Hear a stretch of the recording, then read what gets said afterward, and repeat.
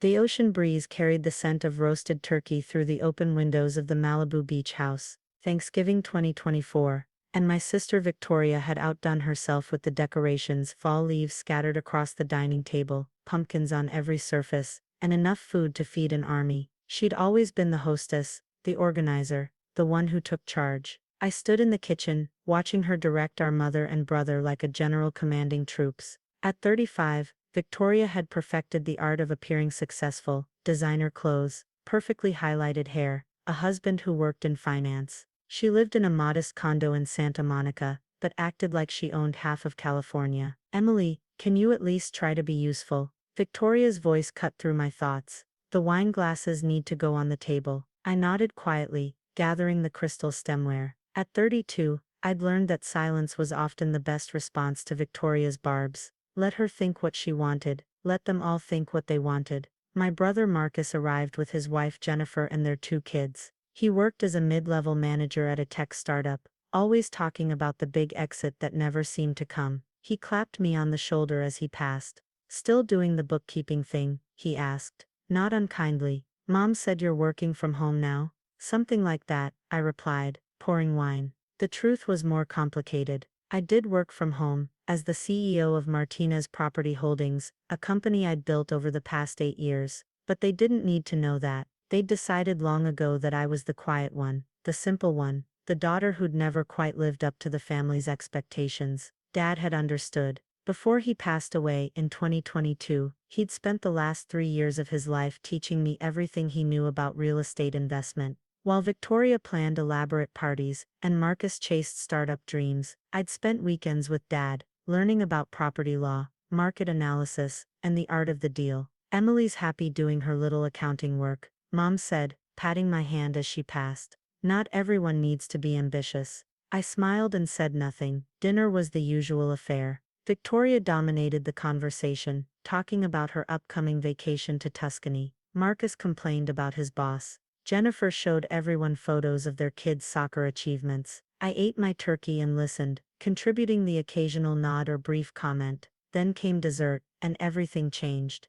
Victoria stood up, tapping her wine glass with a fork. The crystal chimed, drawing everyone's attention. "I need to talk to everyone about something important," she announced, her voice taking on that serious tone she used when she wanted to seem authoritative. "It's about the beach house."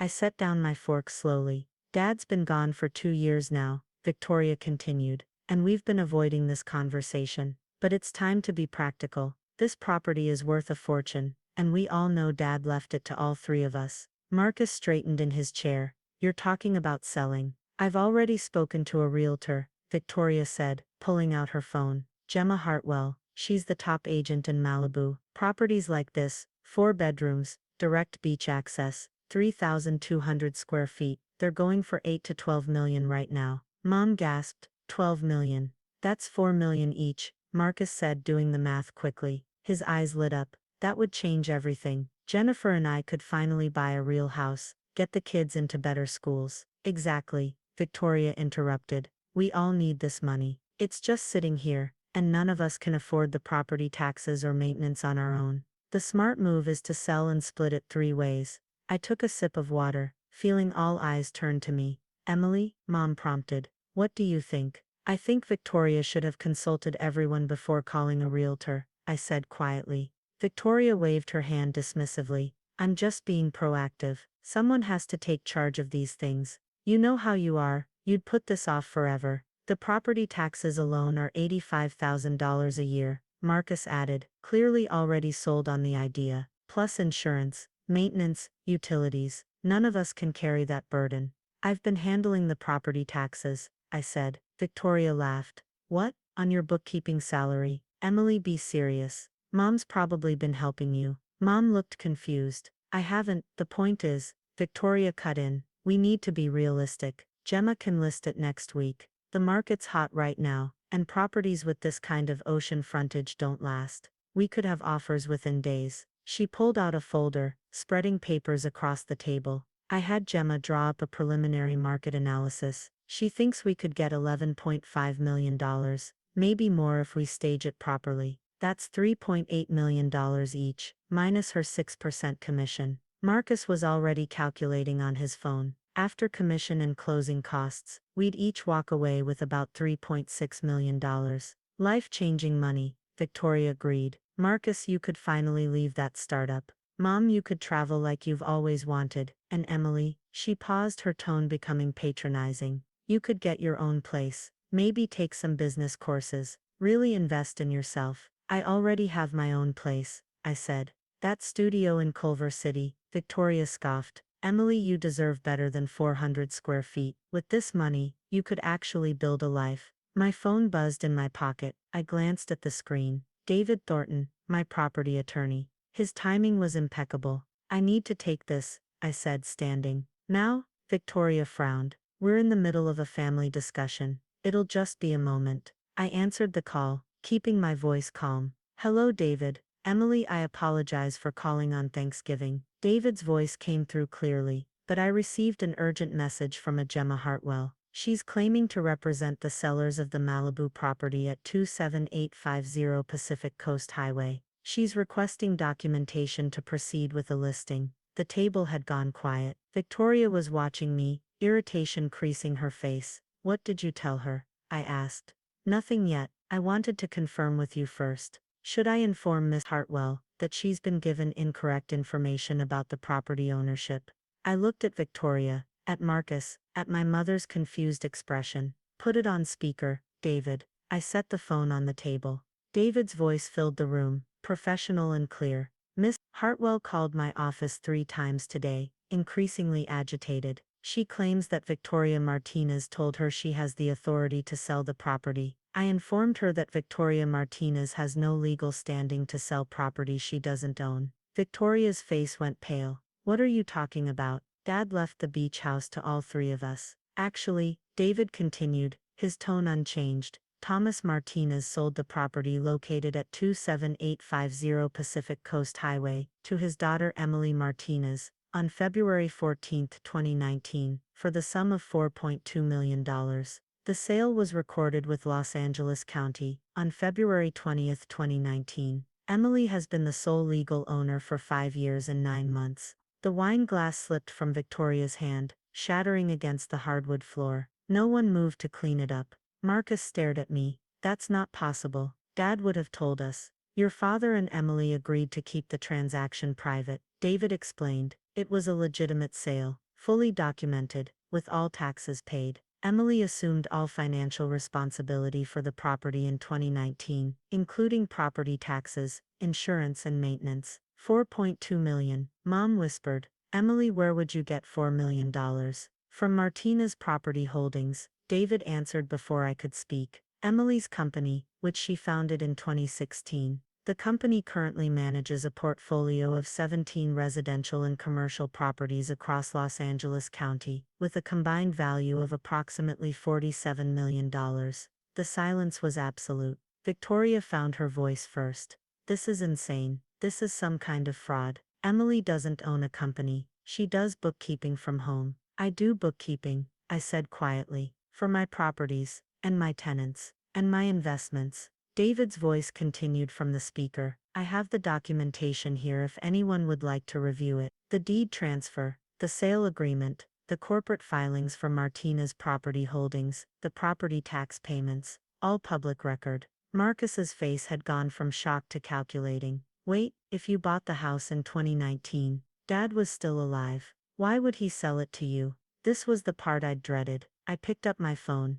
taking it off speaker. Thank you, David. Can you send the documentation to my email? Of course. And Emily, happy Thanksgiving. I ended the call and looked at my family, really looked at them for the first time in years. Dad knew he was sick, I said finally. Stage 4 pancreatic cancer. He got the diagnosis in January 2019. The doctors gave him 2 to 4 years. Mom's hand flew to her mouth. He never said. He didn't want anyone to know. He wanted to spend his remaining time building something, not being pitied. I took a breath. He'd been teaching me about real estate since 2016. I was 24 when we started. He said I had the mind for it, the patience, the attention to detail, the long-term thinking. So he just gave you the beach house. Victoria's voice was sharp with anger. No, I bought it. With money I'd made from my first 3 investment properties. I met her eyes. Dad helped me find them, taught me how to analyze deals,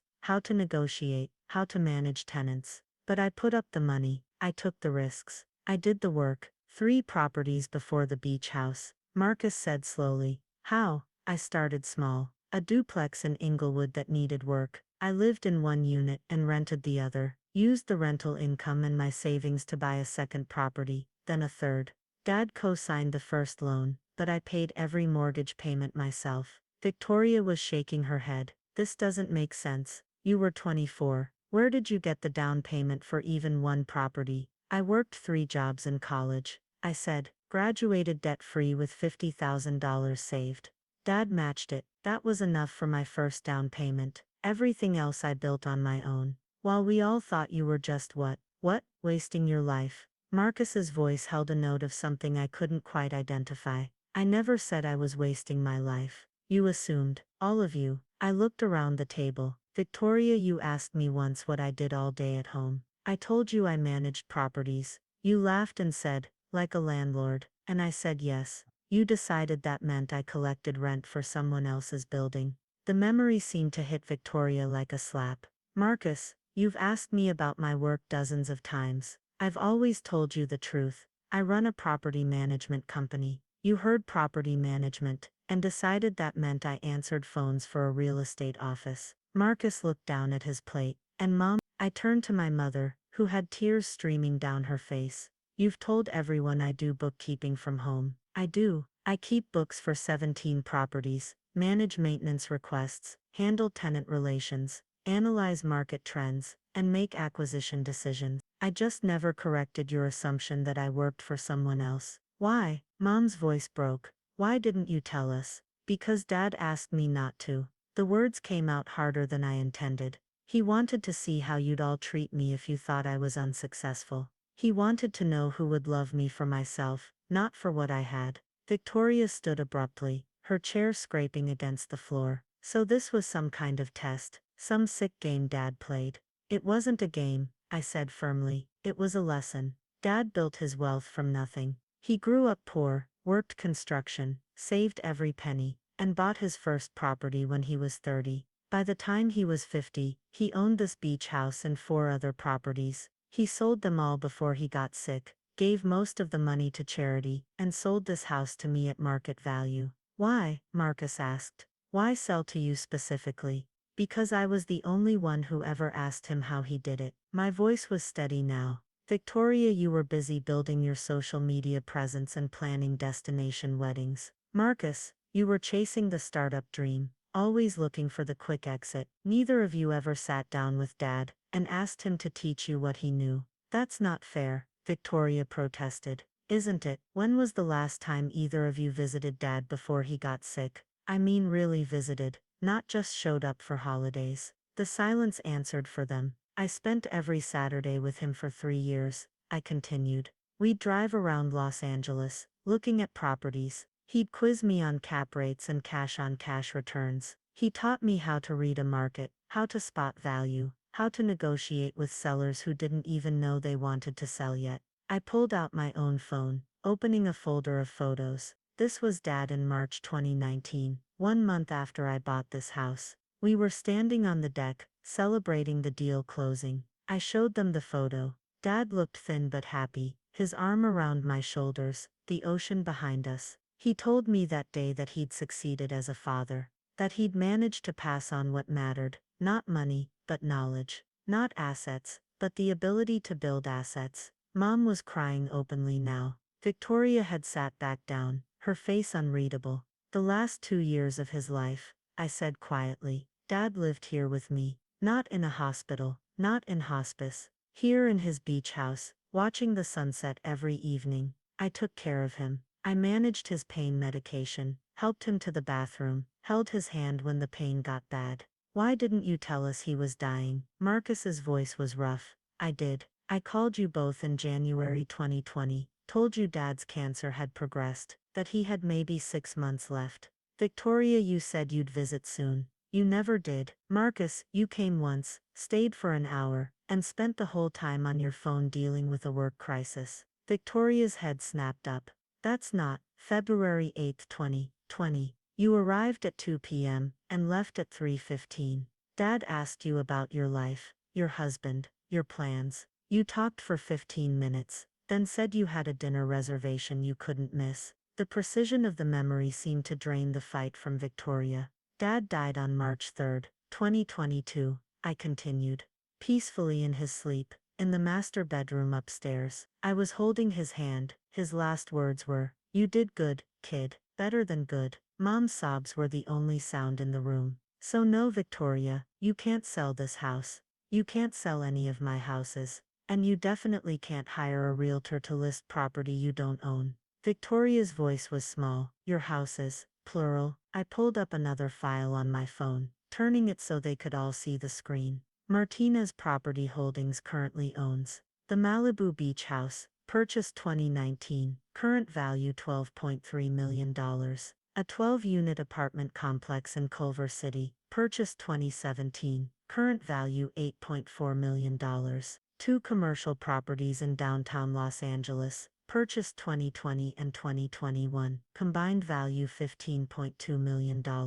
Four single-family homes in various LA neighborhoods, purchased between 2018 and 2023, combined value $6.8 million.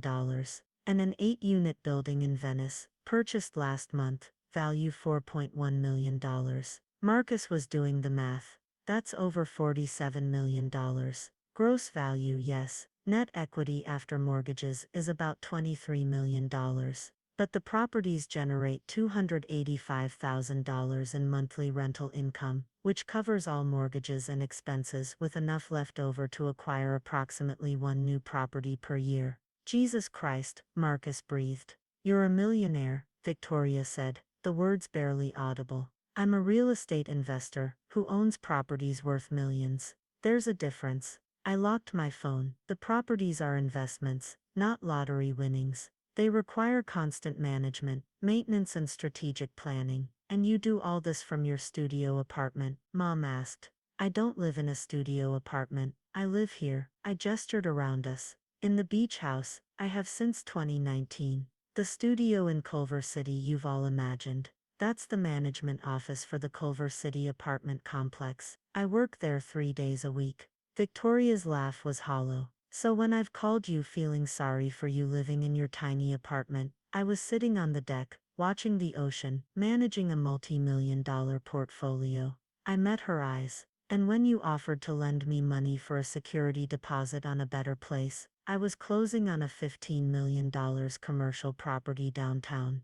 The devastation on Victoria's face was almost painful to watch. I don't understand, Mom said. Why hide all this? Why let us think you were struggling? I wasn't hiding, I was living my life quietly. There's a difference. I stood walking to the window that overlooked the beach. Every family gathering, I'd tell you about my properties, my tenants, my investments. You'd nod and change the subject. Victoria would make a comment about how cute it was that I was a landlord. Marcus would give me advice about real career opportunities in tech. I turned back to face them. None of you ever actually listened. You'd decided who I was, and nothing I said could change that narrative. But Dad knew, Marcus said slowly.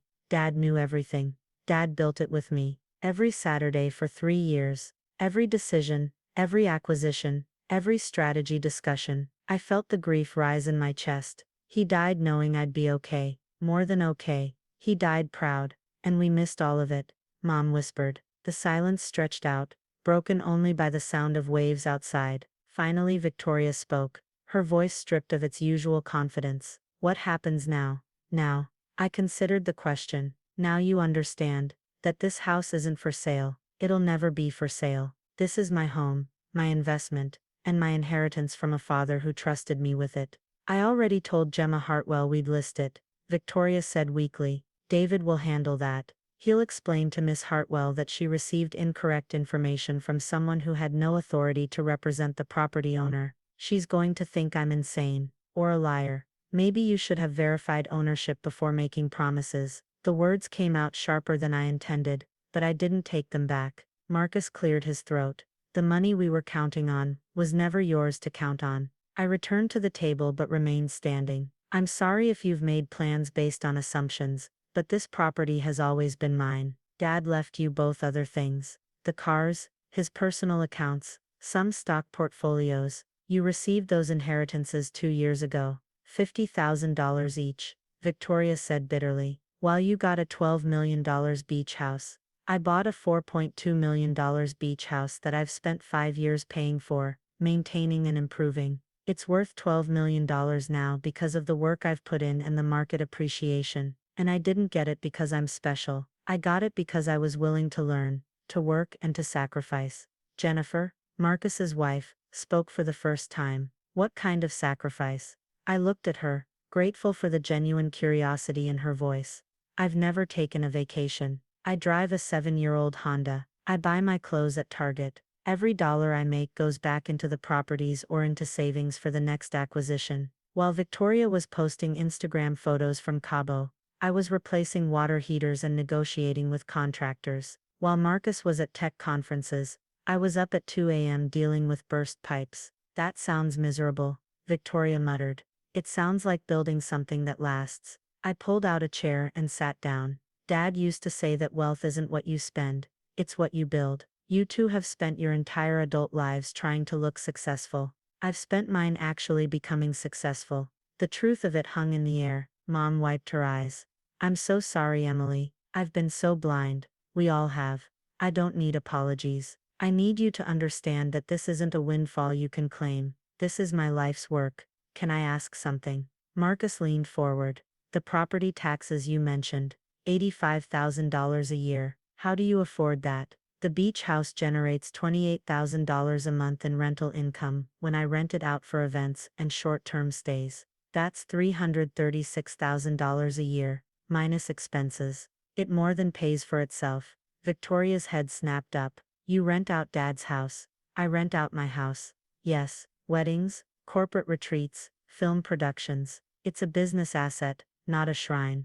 I paused, though I keep it blocked off for family holidays, like today. The implications settled over them. I'd given them this day, this meal, this space in my home, and they'd spent it planning to sell it out from under me. I need some air, Victoria said abruptly, standing and walking out to the deck. Marcus followed her, Jennifer trailing behind. Mom and I sat alone in the dining room, surrounded by the remains of Thanksgiving dinner. Your father would be so proud, Mom said finally. I wish I'd seen it, really seen it. He knew you loved me, we both did. You just loved the idea of who you thought I was, not who I actually am. Can you forgive me for that? I considered the question honestly. I don't know yet, but I'm willing to try. Through the window I could see Victoria and Marcus on the deck, having an intense conversation. Jennifer stood apart, looking out at the ocean. My phone buzzed. A text from David. Gemma Hartwell has been informed. She's mortified and apologetic. Wants to know if you're interested in selling. I told her no. I smiled slightly and typed back. Correct answer. Mom reached across the table, taking my hand. What do we do now? Now, we clean up Thanksgiving dinner. We try to salvage what's left of today. And tomorrow we all start dealing with reality instead of assumptions. And the beach house stays exactly where it is. In my name, in my portfolio, part of my future. The sun was setting over the Pacific, painting the sky in shades of orange and pink that Dad had loved. I'd watched hundreds of sunsets from this deck over the past 5 years, but this one felt different, final, somehow. The door opened and Victoria came back in, her eyes red. I owe you an apology. Yes, you do. She struggled for words.